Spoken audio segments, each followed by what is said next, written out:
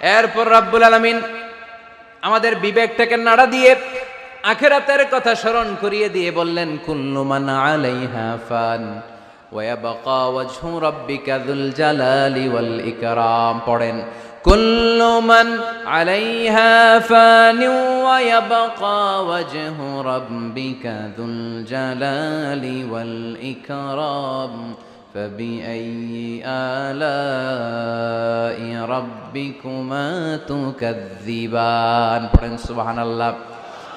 আল্লাহ বললেন, মহাবিশ্বে যা দেখতে পাও সব শেষ হয়ে যাবে, যা দেখা যায় সব ধ্বংস হয়ে যাবে একজন সত্তা ছাড়া। চিল্লায়া বলেন, তিনি কে?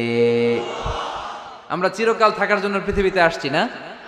কে কে আজীবন বাঁচবেন? হাত তোলেন তো। বাঁচবো কেউ? আমরা কেউ বাঁচবে? বেঁচে থাকবে একজন সত্তা, তিনি কে? তিনি অব্যয়।